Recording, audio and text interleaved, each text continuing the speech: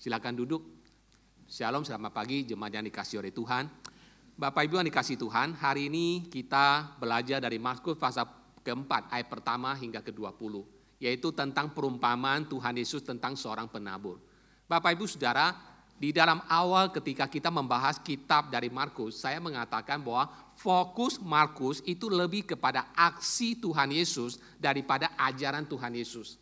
Beda dengan Injil yang lain yang banyak mencatat tentang ajaran-ajaran Tuhan Yesus dan juga karya Tuhan Yesus. Tetapi kitab Markus itu lebih berfokus kepada apa yang Tuhan Yesus lakukan daripada apa yang Tuhan Yesus ajarkan. Tetapi di dalam Markus pasal keempat ini kita diberikan kesempatan untuk menyaksikan ada sebuah pelajaran yang diberikan oleh Tuhan Yesus kepada orang banyak di dalam bentuk perumpamaan. Perumpamaan ini cukup terkenal. Itulah sebabnya perumpamaan tentang penabur ini dicatat dalam kitab Matius, Markus, dan juga Lukas. Dan perumpamaan ini penting karena perumpamaan ini mengajarkan kepada kita tentang kerajaan Allah di dalam diri Yesus Kristus. Bapak Ibu Saudara, mengapa ketika kita menyaksikan Injil kepada seseorang, ada orang yang meresponinya, ada orang yang menolak. Waktu kita men-sharingkan iman kita, menceritakan tentang Yesus kepada seseorang, ada orang yang dengan hati yang lembut mau menerima dan mau percaya. Tapi ada orang yang langsung menutup pintu terhadap apa yang kita ajarkan atau apa yang kita sharingkan. Kenapa bisa demikian, saudara? Mengapa ada pendeta, ada evangelis yang mengkhotbahkan satu perikop Alkitab yang sama pada waktu yang sama kepada satu kelompok orang yang sama? Kenapa ada di antara mereka yang meresponi, yang mau percaya kepada Tuhan? Tapi kenapa kelompok yang sama juga terdiri dari orang-orang yang mau menolak atau yang tidak percaya kepada apa yang disampaikan? Apa yang terjadi? Nah, di dalam perumpamaan ini secara tidak langsung Tuhan Yesus memberikan jawabannya kepada kita. Kenapa ada orang yang percaya kepada Injil? Kenapa ada orang yang menolak Injil ketika Injil itu disampaikan? Bapak Ibu yang dikasihi oleh Tuhan, mempelajari perumpamaan ini dan kebenaran yang diajarkan Tuhan Yesus dalam perumpamaan ini akan menolong kita untuk menjadi lebih efektif ketika kita menyaksikan iman kita. Dan pada saat yang sama, ketika kita mempelajari perumpamaan ini, akan menolong kita untuk lebih efektif di dalam doa kita, khususnya bagi mereka yang belum percaya. Menyaksikan iman kita dan berdoa bagi orang yang belum percaya, itu adalah dua hal yang sangat penting di dalam memberitakan Injil tentang Tuhan Yesus. Perumpamaan ini terdiri dari dua bagian utama. Bagian pertama yaitu Yesus memberikan perumpamaan tentang seorang penabur. Itu bagian pertama. Bagian kedua dari perikop ini adalah tentang Yesus menjelaskan arti dari perumpamaan tersebut. Nah, mari kita melihat ayat pertama dimulai dengan kalimat, pada suatu kali Yesus mulai pula mengajar di tepi danau, maka datanglah orang banyak yang sangat besar jumlahnya mengerumuni dia, sehingga ia naik ke sebuah perahu yang sedang berlabuh lalu duduk di situ, sedangkan semua orang banyak itu di darat di tepi danau itu. Ayat pertama ini merupakan setting tentang latar belakang ketika Yesus memberikan pengajarannya dalam perumpamaan ini. Dikatakan Yesus sedang duduk di sebuah perahu di tepi pantai dan orang banyak berkerumun di pantai mendengarkan Yesus mengajar. Dan pada kesempatan itu ayat kedua dikatakan, ia mengajarkan banyak hal dalam perumpamaan kepada mereka. Yesus mengajar melalui perumpamaan. Apa itu perumpamaan? Perumpamaan adalah contoh sehari-hari dan melalui contoh itu Tuhan itu mengajarkan kebenaran rohani. Jadi Tuhan itu memakai contoh dalam kehidupan sehari-hari di Palestina pada waktu itu. Dan melalui contoh itu Tuhan Yesus ingin mengajarkan kebenaran rohani kepada orang banyak yang mendengarkannya. Dan di dalam perumpamaan ini Tuhan Yesus menggambarkan ada 4 tempat di mana benih firman Tuhan itu jatuh. Itu dikatakan di dalam ayat ke-3 hingga ayat ke-8. Ada 4 tempat di mana benih itu jatuh. Yang pertama, benih yang jatuh di pinggir jalan, ayat 3 dan ayat ke-4. Dikatakan, dengarlah, adalah seorang penabur keluar untuk menabur. Pada waktu ia menabur, sebagian benih itu jatuh di pinggir jalan. Lalu datanglah burung dan memakannya sampai habis. Apa artinya? Nanti Tuhan Yesus akan jelaskan. Kita lihat dulu tempat-tempat di mana benih itu jatuh. Yang kedua, benih yang jatuh di tanah berbatu-batu. Ayat ke-5 dan ayat ke-6. Sebagian jatuh di tanah yang berbatu-batu, yang tidak banyak tanahnya. Lalu benih itu pun segera tumbuh karena tanahnya tipis. Tapi sesudah matahari terbit, layulah ia dan menjadi kering karena tidak berakar. Tempat yang ketiga, yaitu benih yang tumbuh di antara semak-semak duri, ayat ke-7. Sebagian lagi jatuh di tengah semak duri, lalu makin besar semak itu dan menghimpitnya sampai mati, sehingga ia tidak berbuah.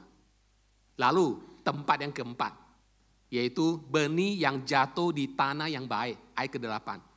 Dan sebagian jatuh di tanah yang baik, ia tumbuh dengan suburnya dan berbuah. Hasilnya ada yang 30 kali lipat, ada yang 60 kali lipat, ada yang 100 kali lipat. Setelah memberikan perumpamaan ini, maka Tuhan Yesus memberikan sebuah himbauan.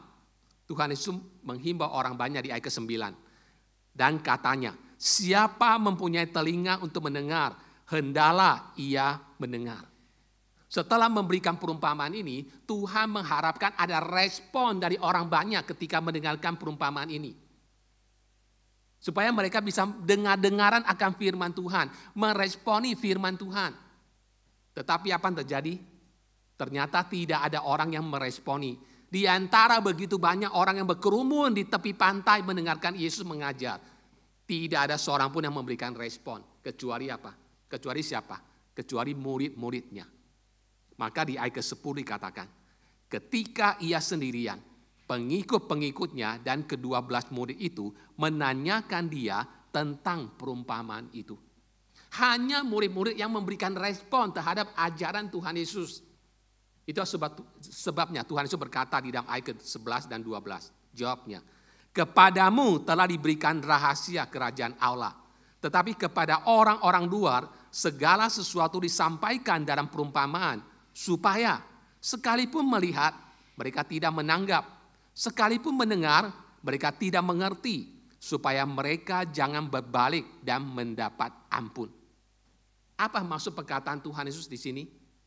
Maksud dari perkataan Tuhan Yesus di sini adalah kebenaran Tuhan itu akan terbuka bagi orang yang mau meresponinya dengan hati yang terbuka. Sedangkan kebenaran Tuhan itu akan tertutup bagi orang yang mengabaikannya atau bagi orang yang tidak mau dengar-dengaran akan firman Tuhan. Jikalau kita memiliki hati yang rindu untuk mencari tahu kebenaran Tuhan, maka dikatakan Tuhan akan menyingkapkan kebenaran itu kepada kita. Jikalau kita punya hati yang rindu untuk mengetahui kehendak Tuhan, Tuhan akan singkapkan kehendaknya kepada kita.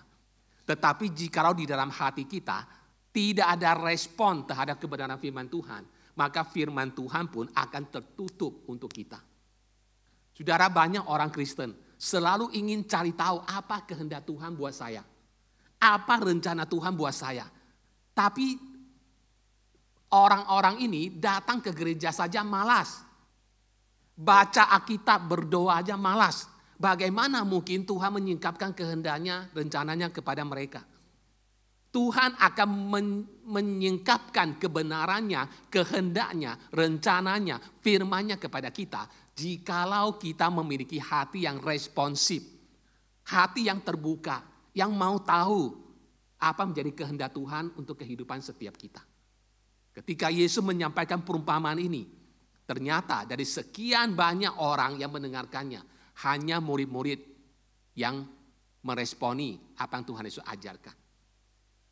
Dan Bapak Ibu Saudara, mari kita melihat bagian kedua dari perikop ini, yaitu Tuhan Yesus menjelaskan arti perumpamaan tentang seorang penabur itu di dalam ayat ke-13 sampai ayat ke-20.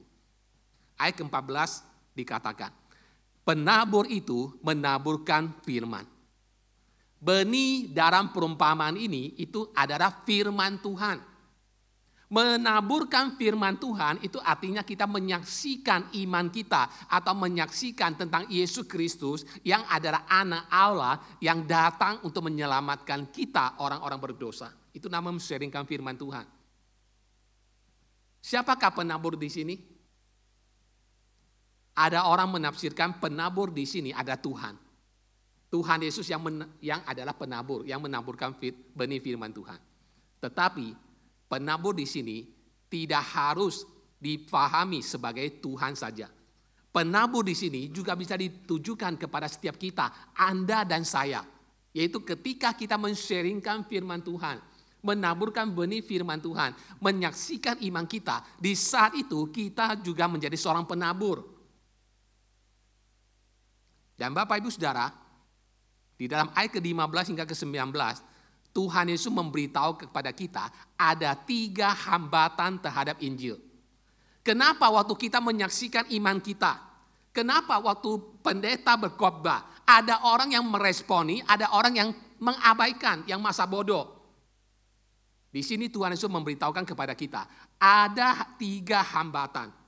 Ada 3 rintangan mengapa seseorang menolak benih firman Tuhan. Hambatan pertama, yaitu karena setan. Ayat ke-15. Orang-orang yang di pinggir jalan, tempat firman itu ditaburkan, ialah mereka mendengar firman, lalu datanglah iblis dan mengambil firman yang baru ditaburkan di dalam mereka. Bapak Ibu Saudara, iblis senantiasa dengan segala macam cara, upaya, ingin mengambil firman Tuhan itu dari hati orang-orang supaya mereka tertutup matanya dan supaya mereka tidak mengenal kebenaran. Itu adalah hal yang dilakukan oleh iblis secara konsisten. Setiap kali firman Tuhan disampaikan, iblis selalu berusaha untuk menghalangi orang percaya. Mengambil firman itu dari hati orang-orang yang percaya. Paulus mengingatkan kepada kita di dalam 2 Korintus 4 ayat ke-4 demikian. Yaitu orang-orang yang tidak percaya, yang pikirannya telah dibutakan oleh ilah zaman ini, sehingga mereka tidak melihat cahaya Injil tentang kemuliaan Kristus yang adalah gambaran Allah. Jadi waktu kita mendengarkan khotbah, kita mesti berdoa supaya Tuhan pelihara firman yang ditaburkan itu, supaya firman itu tidak diambil oleh iblis. Jadi ketika waktu kita men-sharingkan iman kita kepada seseorang, ketika kita ingin menceritakan tentang Tuhan Yesus kepada seseorang, kita mesti berdoa supaya Tuhan jaga, supaya kesaksian kita tidak menjadi sia-sia, tidak diambil oleh iblis, supaya orang itu punya kesempatan untuk percaya Tuhan. Hambatan terhadap pemberitaan Injil, hambatan terhadap orang yang akhirnya menolak Injil Tuhan, itu hambatan pertama karena setan. Dengan berbagai upaya, setan mengambil firman itu yang ditaburkan dari hati seseorang. Hambatan kedua yang diberitahukan oleh Tuhan Yesus di sini, sehingga ada orang yang menolak Injil Tuhan, ada orang menolak kesaksian kita adalah karena iman yang dangkal atau iman yang palsu. Ayat ke-16, 17. Demikian juga yang ditaburkan di tanah yang berbatu-batu, ialah orang-orang yang mendengar firman itu dan segera menerimanya dengan gembira. Tetapi mereka tidak berakar dan tahan sebentar saja. Apabila kemudian datang penindasan atau penganiayaan karena firman itu, mereka segera murtad. Bapak Ibu Saudara, terkadang kita melihat ada orang yang begitu sukacita waktu kita menyaksikan iman atau waktu ikut KKR. Lalu ketika pendeta calling, langsung dia maju ke depan. Lalu dia mengambil keputusan untuk percaya Tuhan. Begitu happy, langsung rajin setiap minggu datang ke gereja. Langsung ikut Bible study. Apapun kegiatan yang ada di gereja, diikuti semuanya. Tetapi tidak lama kemudian kita melihat orang ini stop. Tidak datang lagi ke gereja. Tidak lagi ikut persekutuan ini, tidak lagi ikut persekutuan itu. Bahkan orang itu akhirnya berhenti untuk percaya kepada Tuhan. Apa yang terjadi di sini Bapak Ibu Saudara? Mengapa bisa demikian? Tuhan Yesus mengatakan bahwa karena mereka tidak memiliki akar. atau tidak memiliki pemahaman iman yang benar, atau mereka memiliki iman yang palsu. Iman yang palsu, saudara. Paulus mengingatkan kepada kita dalam Kolose 2 ayat 6 dan 7 demikian. Kamu telah menerima Kristus Yesus Tuhan kita. Karena itu, hendaklah hidupmu tetap di dalam Dia. Hendaklah kamu berakar di dalam Dia dan dibangun di atas Dia.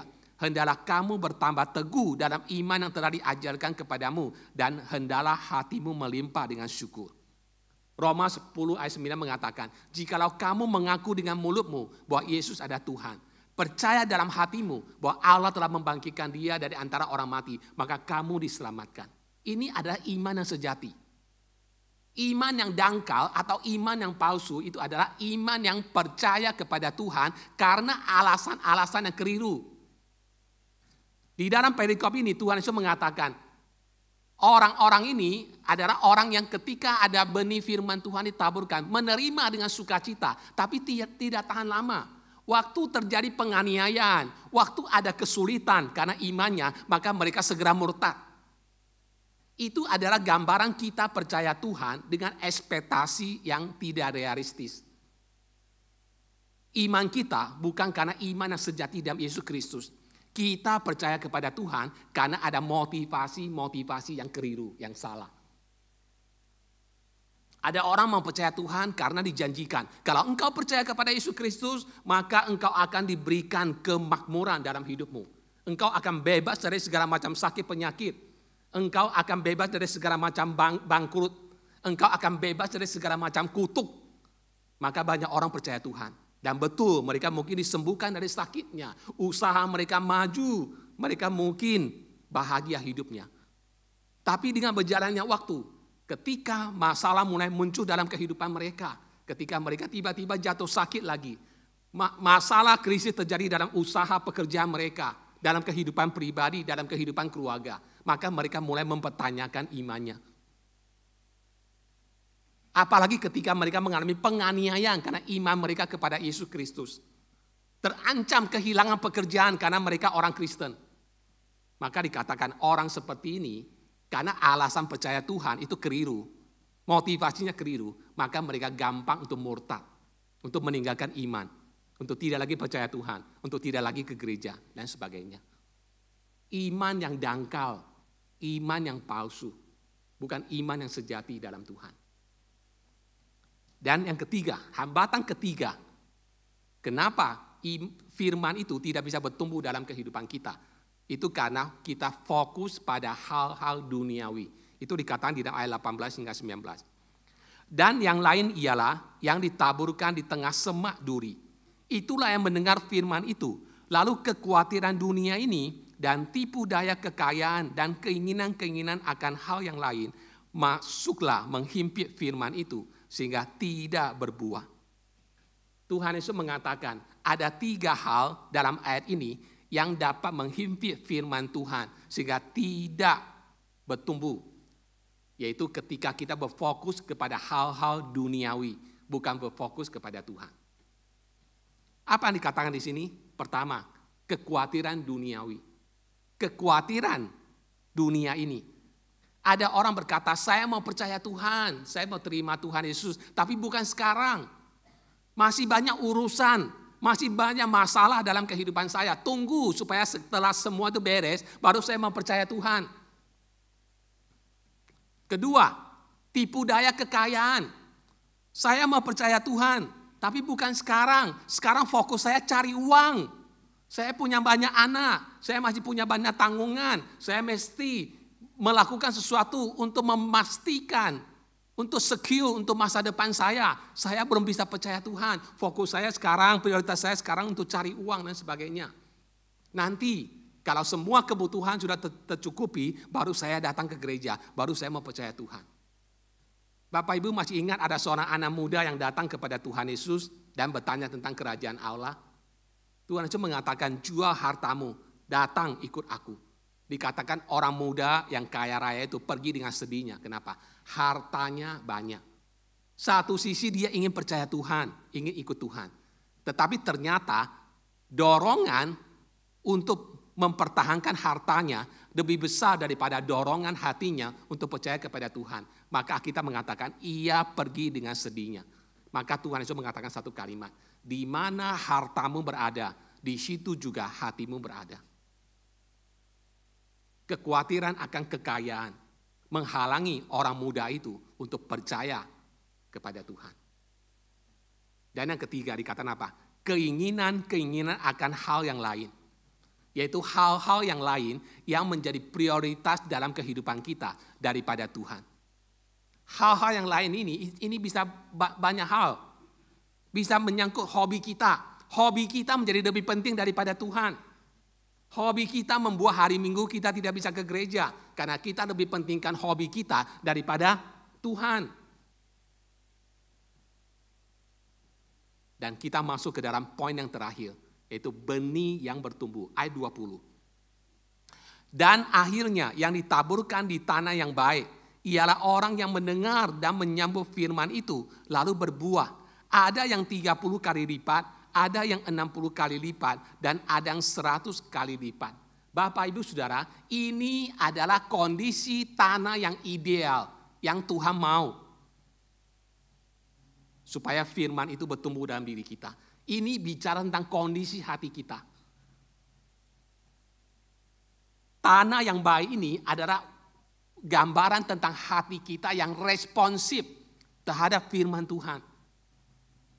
Hati yang responsif, yang mau dengar-dengaran akan firman Tuhan, yang mau tahu firman Tuhan, dan mau jadi pelaku firman Tuhan, dan memberikan kesempatan untuk Tuhan membentuk kehidupan kita. Ini hati yang Tuhan cari. Pertanyaannya adalah, bagaimana kondisi hati kita di hadapan Tuhan?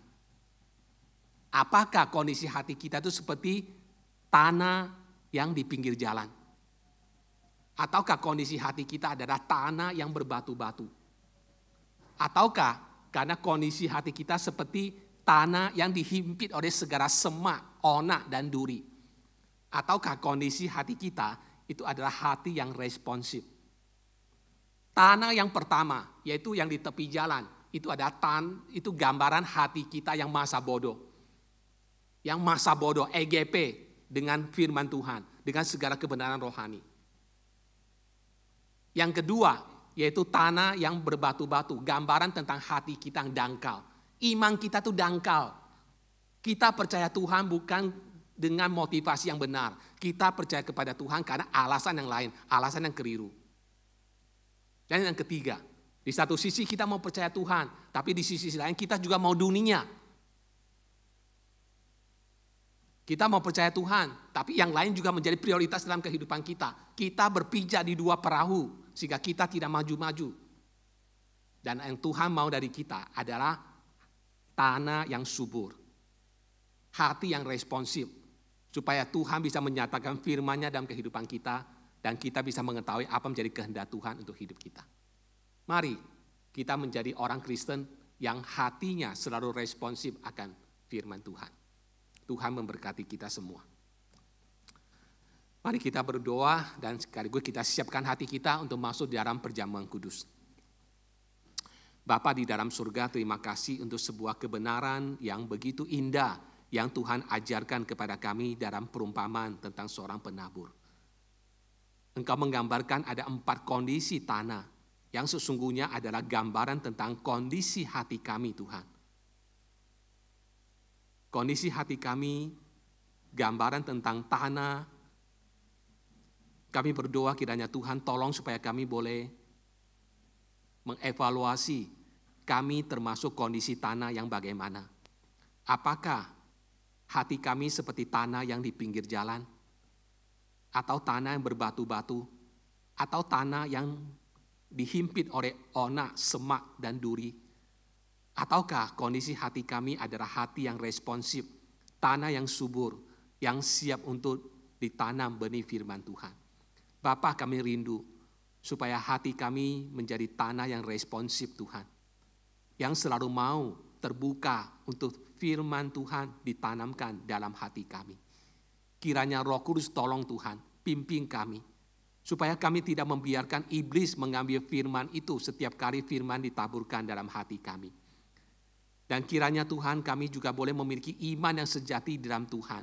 Bukan iman yang dangkal atau iman yang palsu. Dan juga jangan biarkan kekhawatiran duniawi Tuhan.